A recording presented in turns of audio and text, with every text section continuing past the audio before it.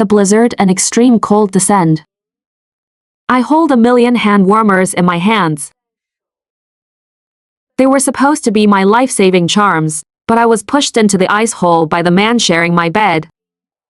Reborn for a second chance. It's my turn to set the trap. Part 1. Don't you think the weather is weird this year? It's December, and it's still 30 degrees Celsius. I guess we won't even need our down jackets this year. My colleague's voice pulled me back from my daze. I suddenly realized that I had been reborn. Yes, the weather this year is indeed very abnormal. But what they don't know is, in 3 days, the temperature will plummet by 20 degrees every single day. By the time people realize what's happening, it will already be too late. It will drop to an unprecedented negative 168 degrees. The entire city will be encased in ice and snow. Traffic will be paralyzed. Supplies will run out. And water, electricity, and gas will all shut down. This land of abundance will soon become a white purgatory. Thinking of this, I couldn't help but shiver. Maybe it will get cold very soon. You'd better buy some thick down jackets during the big sale. And it's best to hoard some food too. After tossing those last words to my colleague, I walked briskly toward the general manager's office. Hearing that I wanted to resign, the general manager was quite shocked. Why, you have several clients on hand. Aren't they about to sign their contracts? Mr. Howe, I have a family emergency back in my hometown and I have to go back for a long time. I can hand over all my clients to the company for free, as long as you can settle my salary and bonuses. Up to this date. The general manager reluctantly agreed. As for the future commissions, I didn't care who he gave them to. Right now, I needed to gather as much cash as possible. The more, the better. I went to the finance department to settle my pay. Just as I walked out of the company, Chun-Hai called me. He said his friend had a batch of cheap hand warmers and asked if I wanted them. Babe, let's go sell hand warmers together on New Year's Eve. It'll be profitable and romantic. Sure. How many hand warmers does your friend's company have? I'll take them all. Chun-Hai was my boyfriend. We had been dating for quite a while.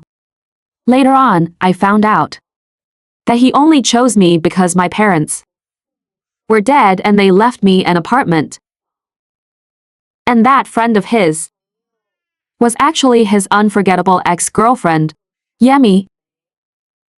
Yemi worked at an e-commerce company that distributed hand warmers. But because the weather was so hot this year, their hand warmers weren't selling at all. So the company forced their staff to find channels to sell them off.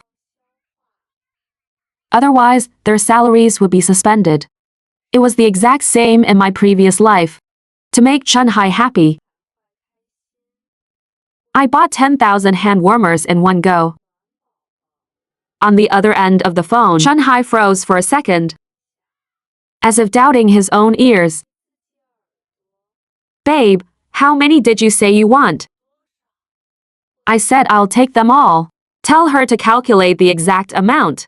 I only have one requirement. I will take everything away in one trip, 2 days from now. Okay, but what do you need so many for?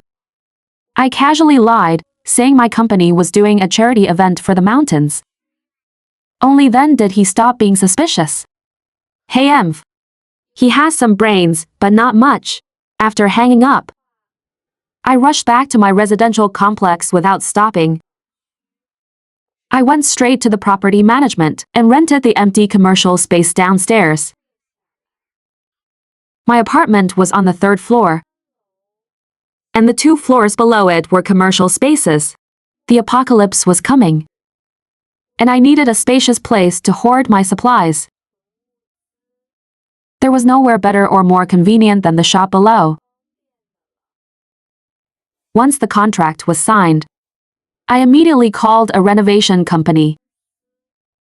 I had them add 3 extra layers of thermal insulation to the interiors of both the shop and my apartment.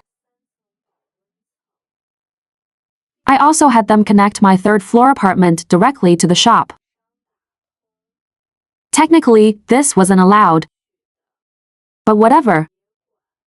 I got it done anyway. I also spent a fortune finalizing the plan to reinforce the doors. The outer layer was an outward opening barred gate.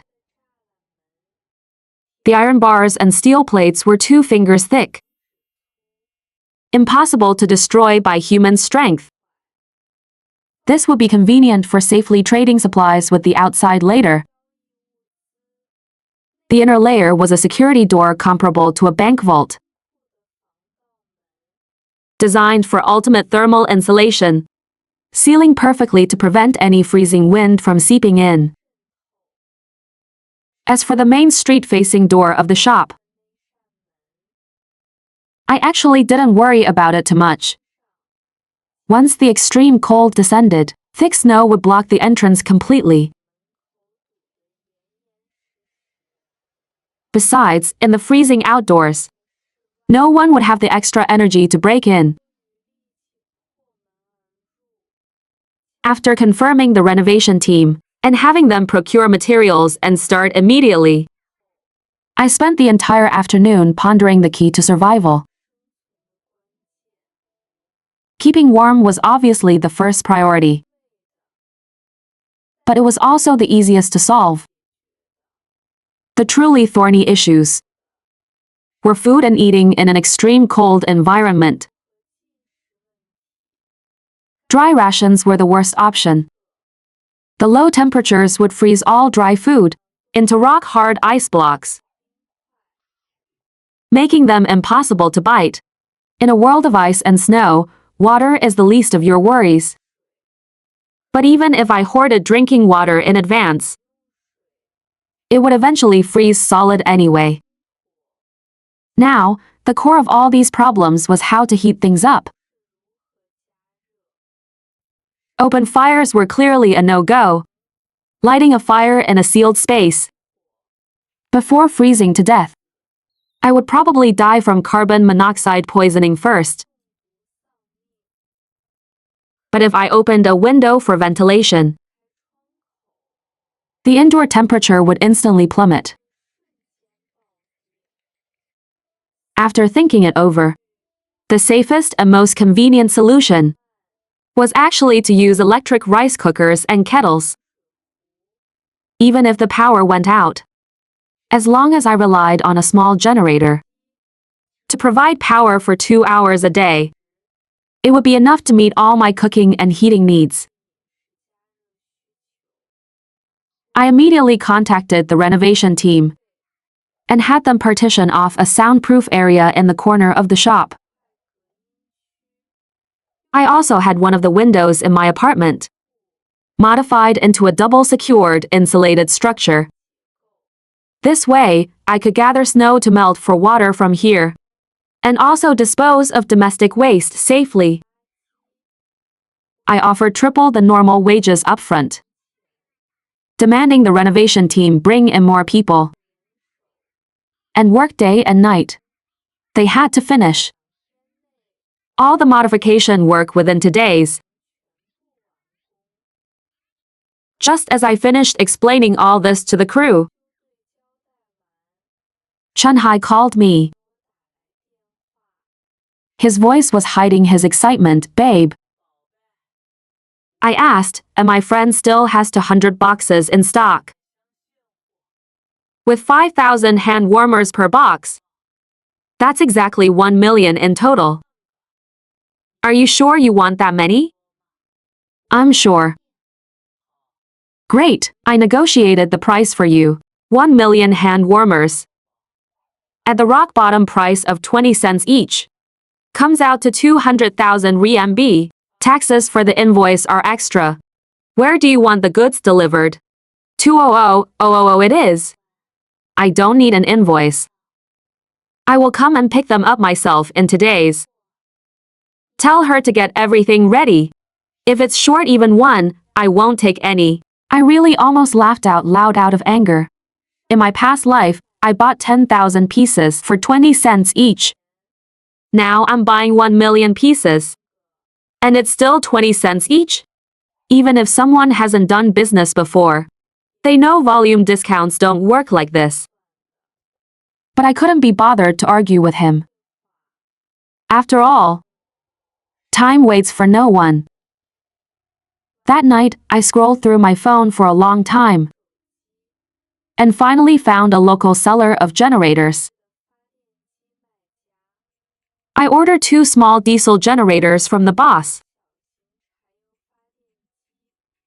and paid extra to have him prepare 2,000 liters of diesel for me. That would be enough to last me at least 2 years. The next day, I went out and rented a truck to transport my generators and diesel back home. Normally, placing generators indoors is completely unreasonable. But using them outdoors would be too noisy and conspicuous. I applied soundproofing, sealed them, and modified the exhaust.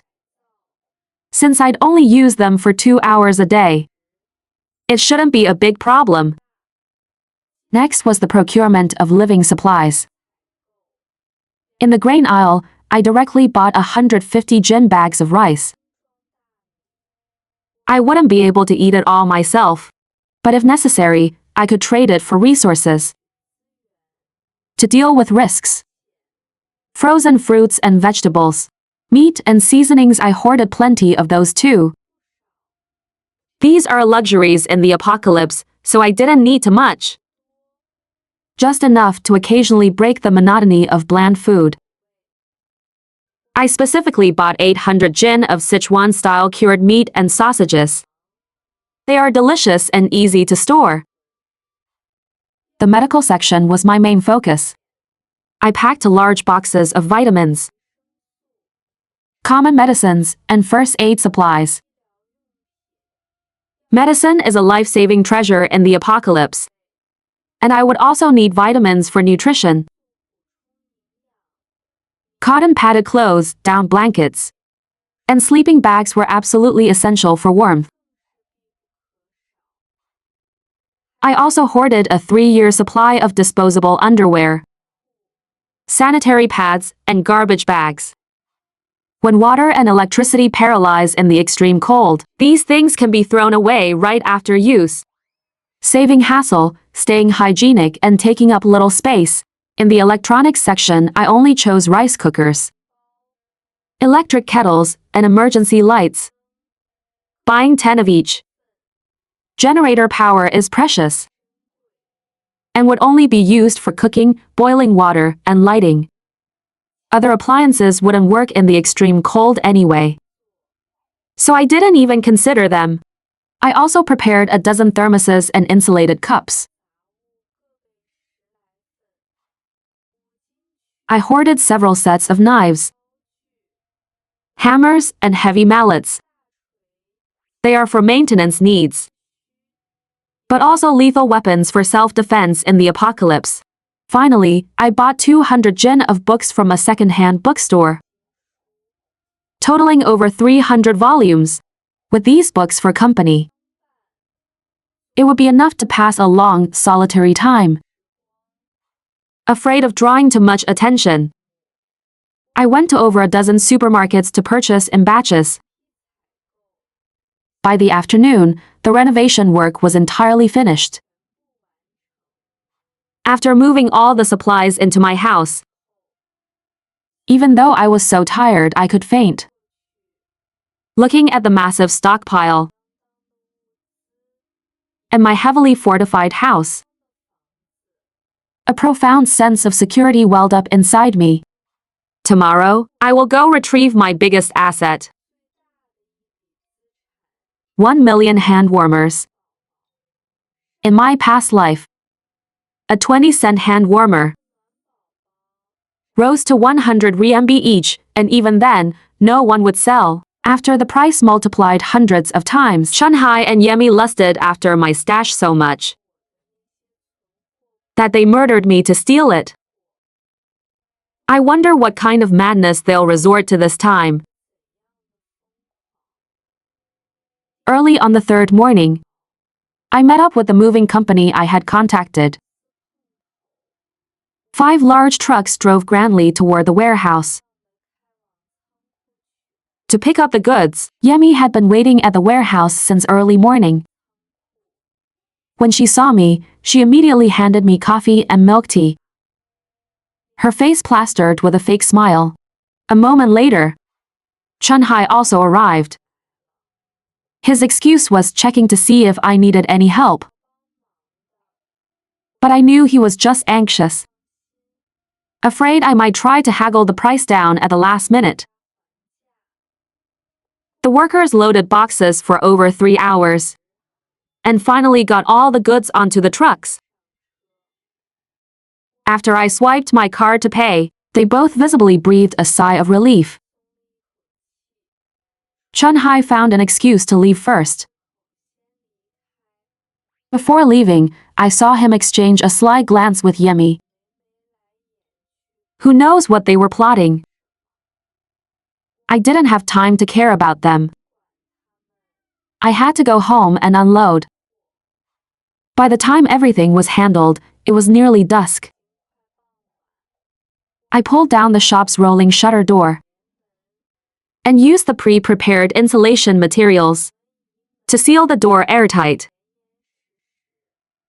Looking at the shop packed full of boxes, all my preparations were finally complete. When I went out for dinner that evening, the temperature outside was still nearly 20 degrees. Many people on the street were wearing short sleeves. I gazed at the bustling nightlife and the passing crowds, sighing in my heart. I wondered when I'd ever see a scene like this again. The next morning, when I opened the window, I immediately felt a rush of freezing air. The apocalypse had begun. Today is the first day of the cold wave. The city plunged into winter overnight. Temperatures plummeted to single digits. The pedestrians on the road went from last night's relaxed stroll to rushing frantically. I bought a few more last-minute things today and spent the last of my money on a huge feast that night. After today, I would retreat into my fortress and begin my survival challenge in the extreme cold apocalypse. That night, Chunhai called me again. Babe, are all the hand warmers sent away? Of course they are. I had them shipped straight to the mountains yesterday. Man, we have such bad luck. The temperature dropped suddenly today, and the sales of hand warmers skyrocketed instantly. The prices have already started going up. If we could have kept some, we definitely could have made a killing. I guess I just don't have the fate to get rich. Hearing that the hand warmers were all gone, he didn't bother chatting with me anymore. He complained a bit about the weather and hung up. This is nothing. The real show has only just begun. The second day of the cold wave.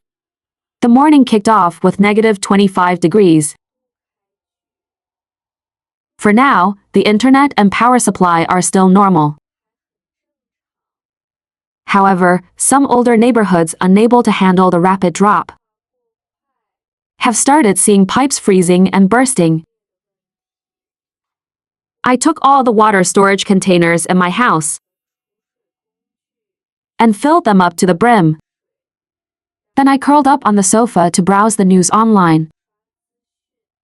News of the cold wave had topped the trending search lists. The hottest topics on major forums were entirely focused on how to keep warm.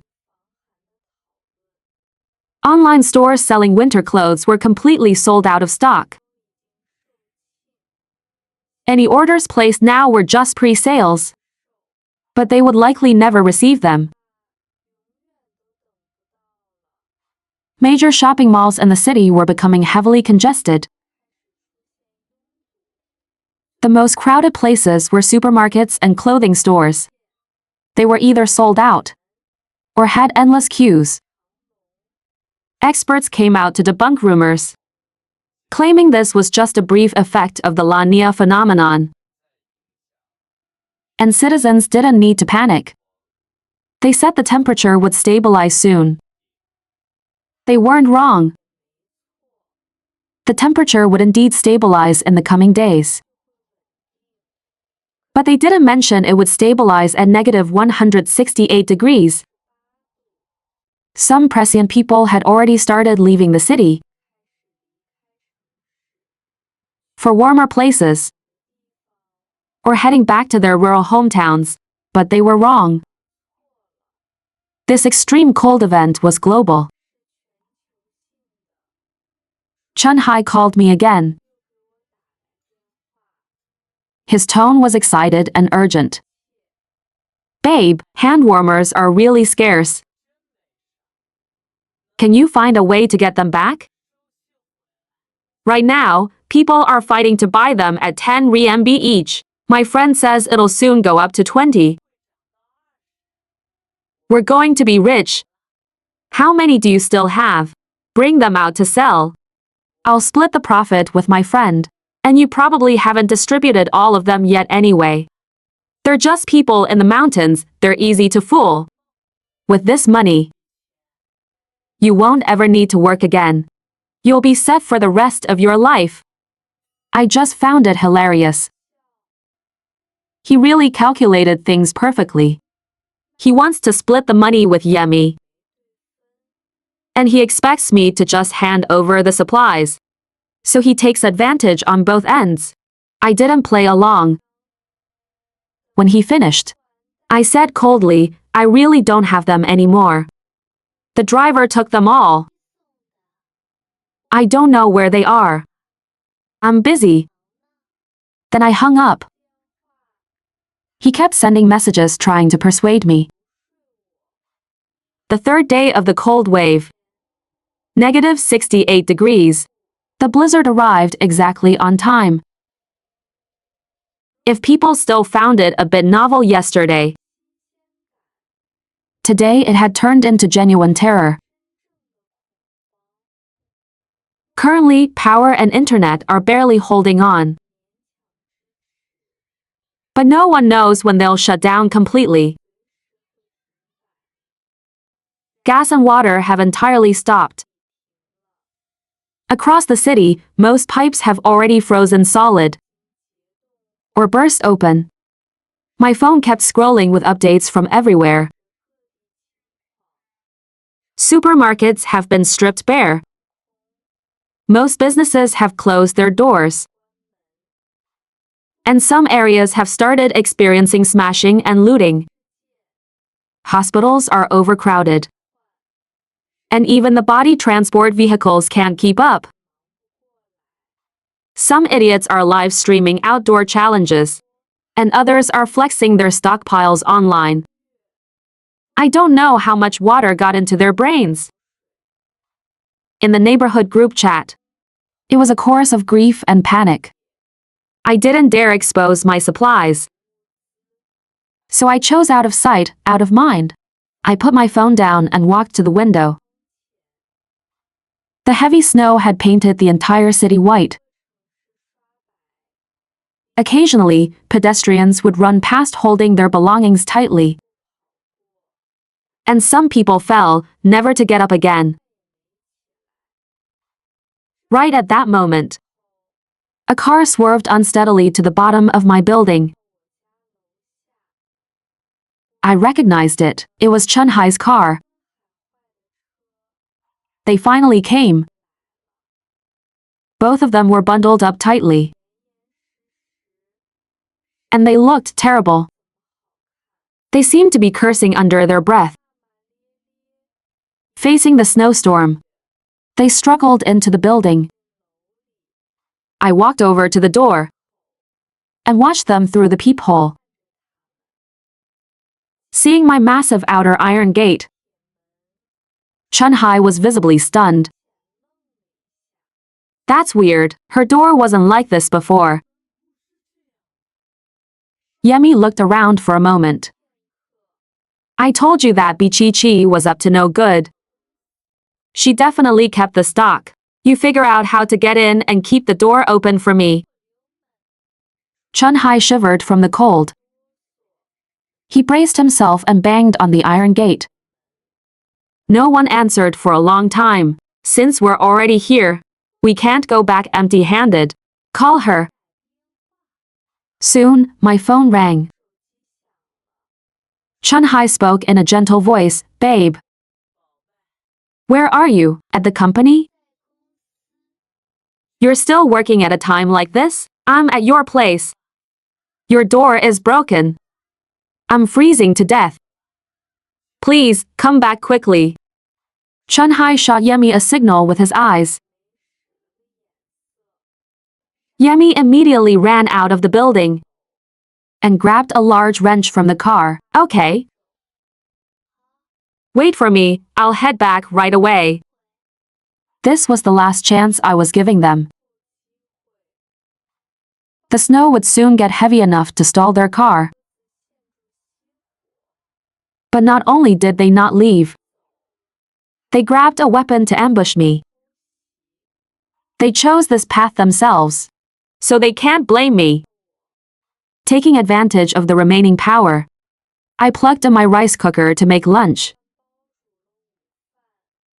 I also brewed myself a pot of tea. My phone kept popping up with messages from Chunhai. I ignored him. Just as the rice was done, with a beep, the power finally went out. But this didn't affect me much. The AC had already warmed the room up nicely. My insulation layers could maintain this temperature until night at least. The two outside finally realized something was wrong. Chunhai initiated a video call, demanding to know where I was. I showed him the steaming pot of rice. Of course I'm eating at home. Chunhai yelled and made a scene outside. Shivering uncontrollably, he soon ran out of energy and turned to begging me to open the door. I sneered, mentioning the hand warmers he and Yemi sold me, saying they must have made a lot of money. Then he raised the wrench and threatened me, "Let us in, and we can go back to how things were. If you make me force my way in, don't blame me for being ruthless." Before I could answer, his phone likely died from the freezing cold. I continued eating my food, faintly hearing the clang clang clang of them smashing the door. Wasting energy this frantically right now was practically a death wish. After smashing for a while, and seeing I really wasn't going to open it, the two decided to rest before trying again. They walked away cursing. But it didn't take long before they came crawling back. Because their car was already completely dead. Please. Do you really have the heart to watch me freeze to death? Be the bigger person. Save our lives, please. You brought this all upon yourselves. Save your breath.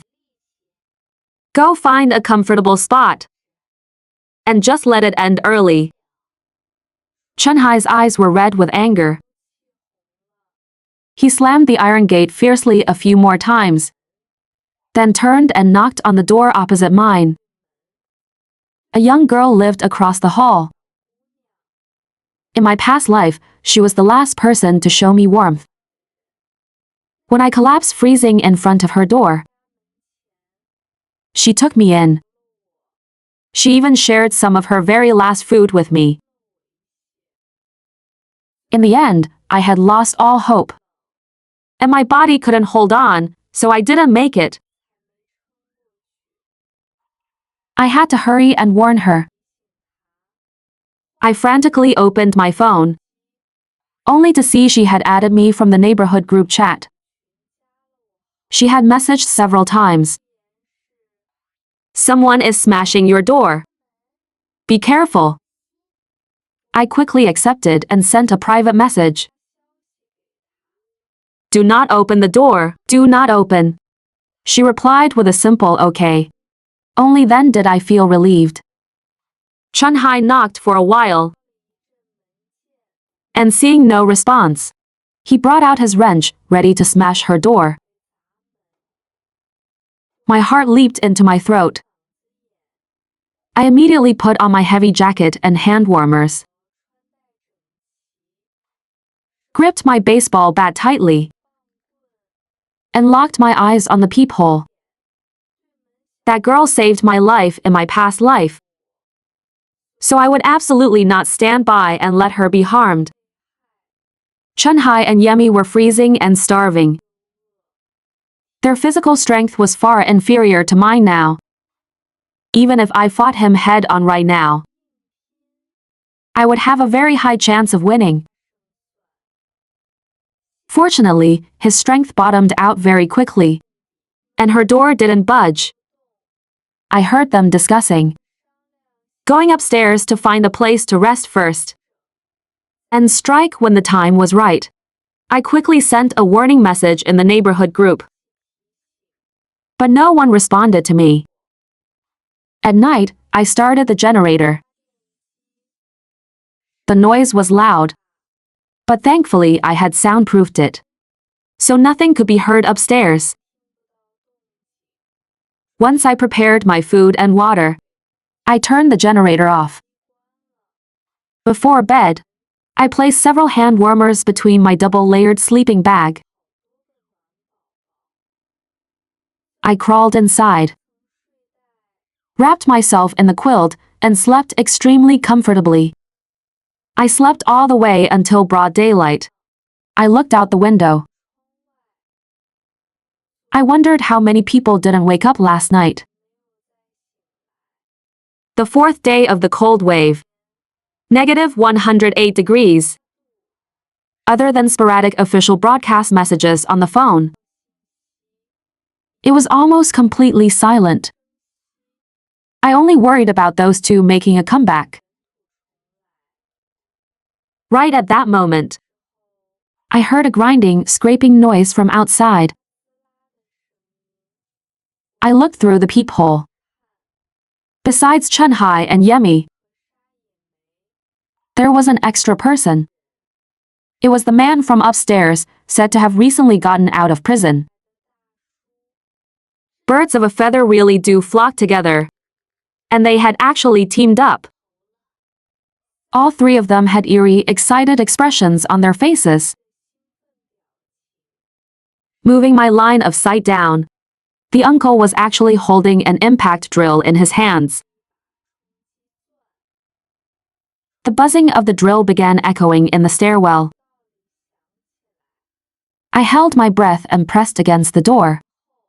Are you sure she has supplies in there? And she's alone? It was the voice of the drill uncle who always loitered downstairs. His voice was rough like sandpaper. Chunhai's voice, meanwhile, was laced with barely concealed greed. Yes, she's definitely alone. I saw her cooking rice just yesterday. Alright, with this thing. Once the impact drill hits the lock, it works every single time. It had only been a few days. The speed at which order collapsed was far crueler than in any movie.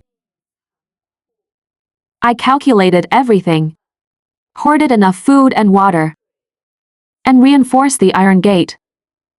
But I hadn't calculated how quickly human hearts could turn black.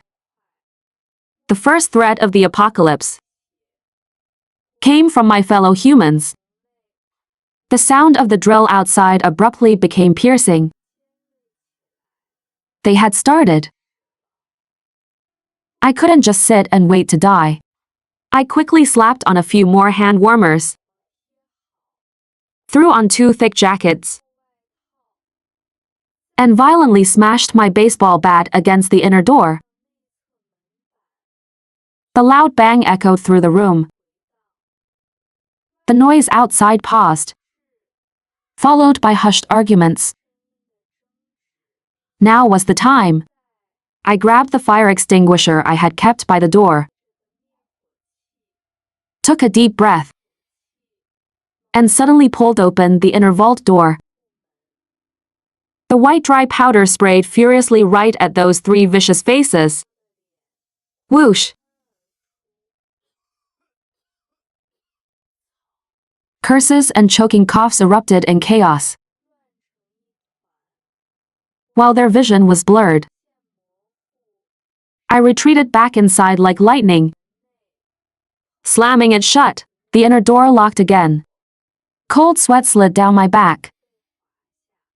This only treated the symptom, not the root cause. They would regroup and come back soon. The impact drill roared back to life. Even crazier than before. The iron gate made a sickening shuddering sound. But it held up for now. The door salesman didn't lie to me. The quality of this door was worth every penny I spent. But how long could it last? In my despair, an absurd short video clip flashed across my mind. Wait, maybe this could work. I called the girl next door, speaking rapidly to explain my plan. I went down to the ground floor shop from inside and climbed out the back window. The biting freezing wind instantly pierced through my clothes. The exterior of the building was covered in a thick shell of ice. Climbing became exceptionally difficult. The girl next door lowered a rope made of tied bedsheets from her window. My fingers were so cold they had almost lost all sensation. I desperately climbed upwards. I finally managed to reach her windowsill, but found that the inner lock of her security bars had rusted shut. I had to squeeze through the gap between the bars. If this were me half a year ago, still going to the gym, this would have been easy. But my pre-apocalyptic indulgence in all these bulky clothes became the biggest obstacle right now. I got stuck. Using every ounce of strength I had, I finally squeezed through the bars and tumbled into the warm room. Without even time to catch my breath, the girl had already brought a bucket of boiling hot water over to the door. Almost simultaneously, the chaotic footsteps and curses arrived outside her door. This one definitely has stuff too. Let's break this door first. They had given up on my iron gate and turned their attention here. The impact drill was aimed right at the girl's door lock. The girl and I exchanged a glance, and we both nodded. She forcefully yanked the door open. Splash! The boiling hot water poured out like a waterfall, splashing directly over the 3 people huddled right at the door. Screams erupted instantly. We quickly shut the door and locked it, sliding down against the door to sit on the floor, panting heavily. Are you okay? Thank you, her voice trembled. Just saving myself. I wiped my face. My heart was still pounding. Did the hot water work? They only seemed to get burned. Have you ever seen boiling water freeze instantly? I asked hoarsely. She froze for a second, her pupils shrinking drastically, and gasped sharply. Through the peephole, we saw a hellish scene unfolding outside. Chunhai and the others were initially bewildered by the sudden warmth. But then, the -100-degree extreme cold instantly took effect. The splashed hot water, at a speed visible to the naked eye, solidified onto their hair, faces and clothes, forming a rock-hard ice shell. Their terrified wails turned into frozen whimpers. They scratched futilely at their clothes that had turned into ice armor. Their movements grew slower and more rigid. Inside, the girl looked at the empty water bucket. A look of despair on her face. That was my last bit of hot water. Leave it to me. But first, I need to make sure they can't come back. I looked out the peephole again. The 3 figures were rapidly turning into ice sculptures. Their tools dropped to the ground. I checked my thermal layers, handed a few hand warmers to the girl, motioned for her to put them on, and then gently pushed the door open. The extreme cold air poured in like a solid wall. Those 3 had become frost-covered monsters, struggling to squirm toward the stairs. I walked to the middle of the hallway and forcefully pushed open the poorly sealed hallway window. The gale roared, filling the entire space, starting with Chunhai at the back. I grabbed his already frozen stiff collar and shoved his heavy body down the stairs. Yemi turned her head. Her face was covered in icicles. Her mouth opened and closed, but she couldn't make a complete sound. I didn't stop. Soon, on the open ground below the window, there were 3 twisted sculptures, covered in thick layers of ice, devoid of life. When I brought the girl back to my house, she looked at the room full of supplies, the insulation on the walls, and felt the completely different temperature from outside. She was too shocked to speak, to celebrate surviving the bloody ordeal. I brought out my treasured vegetables and frozen beef, and cooked a simple hot pot. She reported her safety to her parents in the Northeast. It had dropped to -130 degrees over there. But because they prepared for disasters year-round, they actually managed to survive.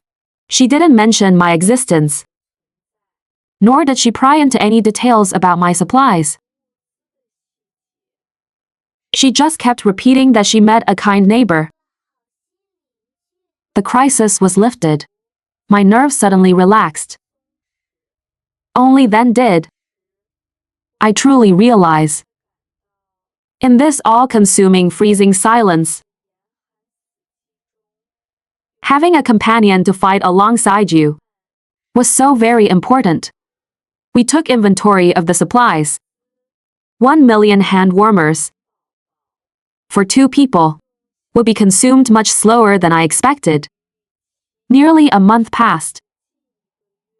That day, the radio we used to receive outside information and our phones suddenly burst with dense static at the same time.